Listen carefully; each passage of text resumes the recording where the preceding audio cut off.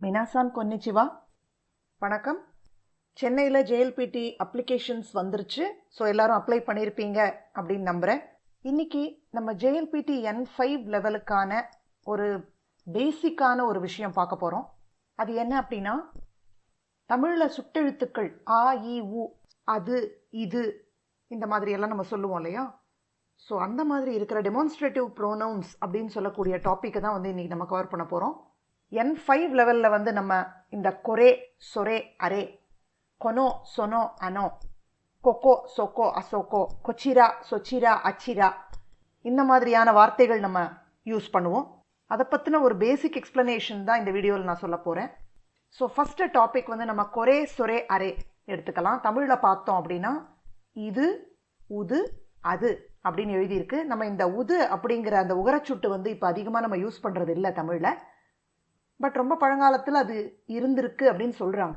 இப்போ வந்து நம்ம இது, அது, அந்த ரெண்டு வார்த்தை தான் யூஸ் பண்ணுறோம். உதுங்கிற வார்த்தையை வந்து நம்ம யூஸ் பண்ணுறது இல்லை. பேச்சு வழக்கில் அந்த வார்த்தை வந்து இப்போ இல்லை. ஸோ இந்த 3 வார்த்தைகளை வந்து எப்படி யூஸ் பண்ணுறது அப்படிங்கிற ரேய்புன் எக்ஸாம்பிள் சென்டென்சஸ் நம்ம பார்க்கலாம். ஃபஸ்ட்டு வந்து கொரே. கொரே அப்படிங்கிற வார்த்தை என்னென்னா இது அப்படின்னு டிரான்ஸ்லேஷன் கொடுத்துருக்கோம். இது அப்படின்னா நம்ம பக்கத்தில் இருக்கிற ஸ்பீக்கருக்கு பக்கத்தில் இருக்கக்கூடிய ஒரு பொருளை சுட்டி காமிக்கும் போது இது அப்படின்னு நம்ம சொல்கிறோம். பிரதிபெயர் அப்படின்னு சொல்லக்கூடிய ஒரு நவுன் சப்ஸ்டிடியூட் தான் இது. கொரேவா வத்தாஷினோ ஜிஷோதெஸ். ஸோ இது வந்து என்னுடைய டிக்ஷனரி அப்படின்னு ஒருத்தர் சொல்லும்போது அந்த டிக்ஷனரி வந்து அந்த சொல்கிறவர்கிட்ட இருக்கு, அதனால அவர் கொரேவா சொல்லியிருக்கார். இன்னொரு எக்ஸாம்பிள், கொரேவா தாரேனோ மேகானே தெஸ்கா. இது யாருடைய கண்ணாடி அப்படின்னு கேட்குறாரு. இந்த கண்ணாடி வந்து இப்போ அந்த பேசிக்கிட்டு இருக்கிறவர் கிட்ட இருக்கு, அதனால தான் அவர் வந்து கொரேவா இது வந்து அப்படின்னு சொல்றாரு. ஸோ இந்த கொரே அப்படின்ற வார்த்தை வந்து ஸ்பீக்கருக்கு கிட்ட இருக்கும்போது அந்த பொருளை சுட்டி காமிக்கும் போது நம்ம கொரே யூஸ் பண்ணுறோம். சொரே அப்படின்னா லிசனர், எதிராளி கிட்ட இருக்கிற ஒரு பொருளை நம்ம சுட்டி காமிக்கும் போது சொரே அப்படின்னு சொல்லுவோம். ஸோ பழங்கால தமிழில் வந்து இது உது அப்படின்ற வார்த்தையை யூஸ் பண்ணிக்கிட்டு இருந்திருக்கோம். பட் இப்போ வந்து அந்த உதுங்கிற வார்த்தையை நம்ம யூஸ் பண்ணாததுனால இதுவும் நம்ம அது அப்படின்னு சொல்கிற வார்த்தையை ரீப்ளேஸ் பண்ணிட்டோம். ஸோ சொரே அப்படின்னா உங்ககிட்ட இருக்கிற அந்த பொருள் அப்படின்னு அர்த்தம். ஸோ லிசனர் கிட்ட இருக்கிற பொருள். சொரே ஓ தபேத்தே மீத்தே குதாசாய், அதை சாப்பிட்டு பாருங்கள் அப்படின்னு சொல்லியிருக்கோம்.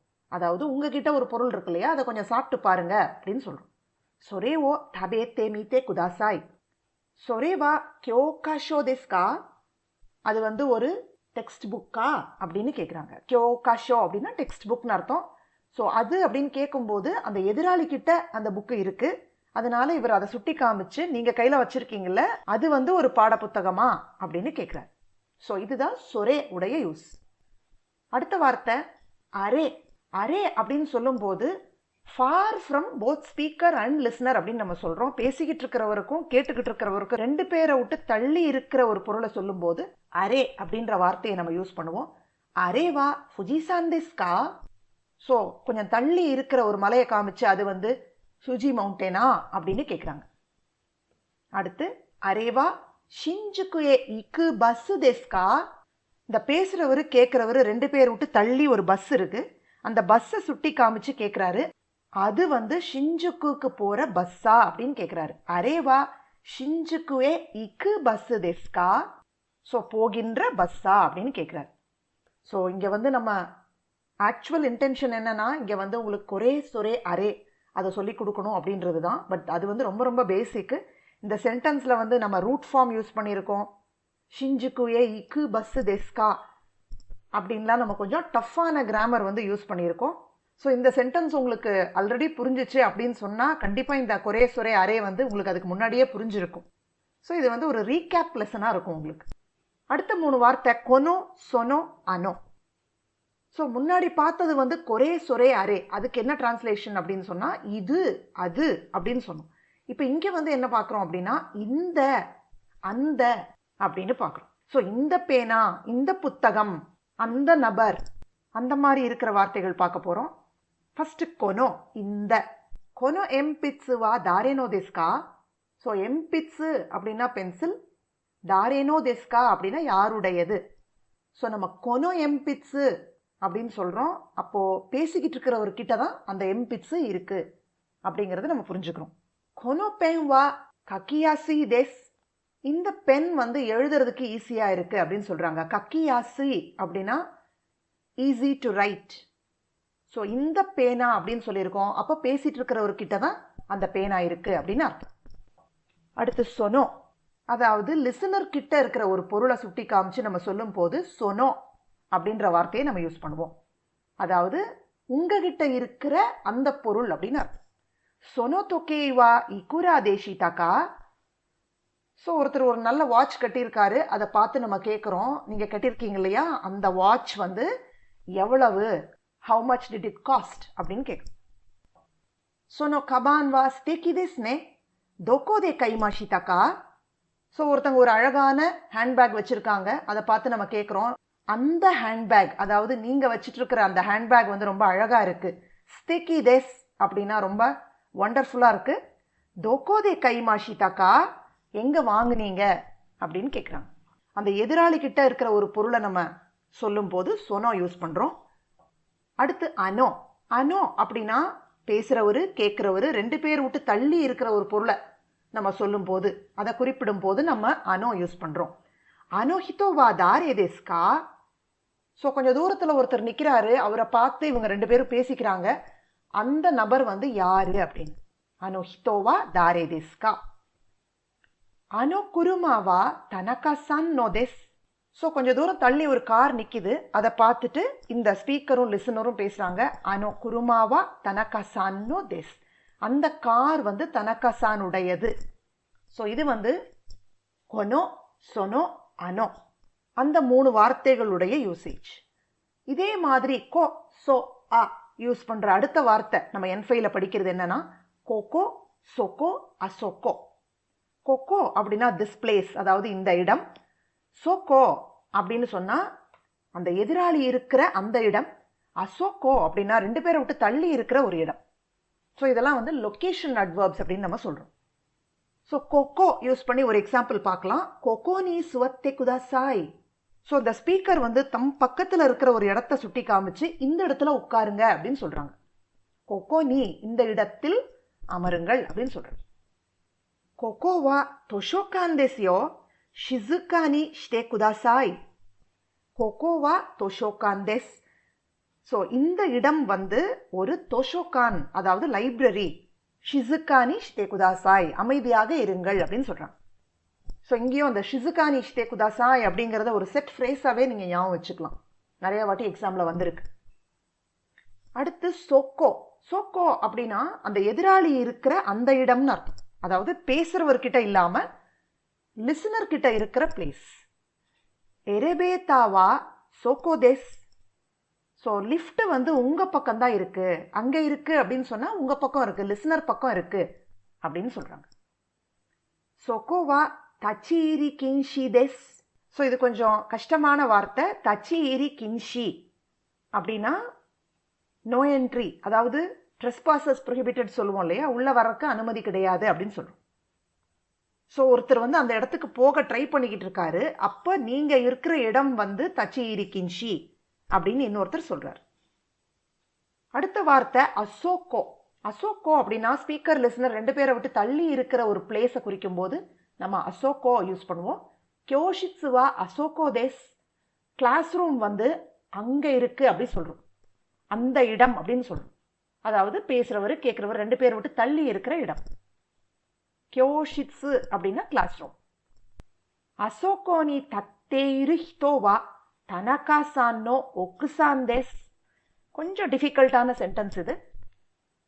அசோகோனி தத்தேயிரு ஹிதோ, ஃபர்ஸ்ட் அதை புரிஞ்சுக்கலாம். அந்த இடத்தில் நின்று கொண்டிருக்கும் நபர் அப்படின்னு சொல்றோம். தத்தேயிரு அப்படின்னா நின்றுகிட்டு இருக்கிற, ஹிதோ பர்சன். ஸோ அங்கே நின்றுகிட்டு இருக்கிற பர்சன் வந்து தனகாசானுடைய ஒக்குசான், தனகாசானுடைய மனைவி அப்படின்னு சொல்றோம். ஸோ இப்போ இந்த அசோக்கோ அப்படிங்கிறது வந்து எந்த இடத்தை குறிக்குது அப்படின்னா, இப்போ பேசுகிறவர்கிட்டையும் இல்லை லிசனர்கிட்டையும் இல்லை, ரெண்டு பேர் விட்டு தள்ளி இருக்கிற ஒரு இடம். அடுத்த கோ சோ ஆ யூஸ் பண்ணுற ப்ரோனவுன்ஸ் வந்து கொச்சிரா சொச்சிரா அச்சிரா. அதாவது திஸ் டைரக்ஷன் தட் டைரக்ஷன் அப்படின்னு சொல்லுவோம். அதாவது இந்த பக்கம் என் பக்கம், உங்கள் பக்கம், நம்ம ரெண்டு பேரை விட்டு தள்ளி இருக்கிற அந்த பக்கம். ஸோ இந்த மாதிரி டைரக்ஷனை குறிக்கக்கூடிய வார்த்தைகள். இப்போ இந்த கொச்சிரா சொச்சிரா அச்சிரா வந்து கொக்கோ சொக்கோ அசோக்கோ உடைய பொலைட் ஃபார்மாவும் நம்ம யூஸ் பண்ணுவோம். ஸோ இந்த இடம் அப்படின்னு சொல்றதுக்கு கூட நம்ம கோகோ சொல்லாமல் கொச்சிரா சொன்னால் இன்னுமே பொலைட்டாக இருக்கும். இதில் எக்ஸாம்பிள்ஸ் பார்க்கலாம். கொச்சிரா அதாவது இந்த பக்கம், ஸ்பீக்கருடைய பக்கம். கொச்சிராயே தோசோ, இந்த பக்கம் வாங்க, இந்த டைரக்ஷனில் வாங்க அப்படின்னு சொல்லும்போது கொச்சிராயே தோசோ. உகேட்ஸ்கேவா கொச்சிரா டெஸ். உகேட்ஸ்கே அப்படின்னா ரிசப்ஷன், இந்த ஃப்ரண்ட் டெஸ்க்கு, அது வந்து இந்த பக்கம் இருக்கு, கொச்சிரா டெஸ் அப்படின்னு சொல்கிறோம். இந்த கொச்சிராக்கு பதிலாக இங்கே கூட நம்ம கொக்கோ யூஸ் பண்ண முடியும், ஆனால் கொச்சிரா போட்டால் இன்னும் ரொம்ப பொலைட்டாக இருக்கும். அப்படிங்கிறதுனால ஜென்ரலி ஒரு கஸ்டமர்ஸ் கிட்ட பேசும்போது, ரொம்ப ஃபார்மல் சுச்சுவேஷனில் சொல்லும்போது கோகோவை அவாய்ட் பண்ணி கோகோக்கு பதிலாக கொச்சிரா யூஸ் பண்ணுறது வந்து ஒரு பழக்கம். அடுத்து சொச்சிரா. சொச்சிரானா உங்கள் பக்கம், உங்கள் இடம், யுவர் பிளேஸ், யுவர் சைடு அப்படின்ற மீனிங். அதாவது லிசனர் பக்கம் இருக்கிற இடம்.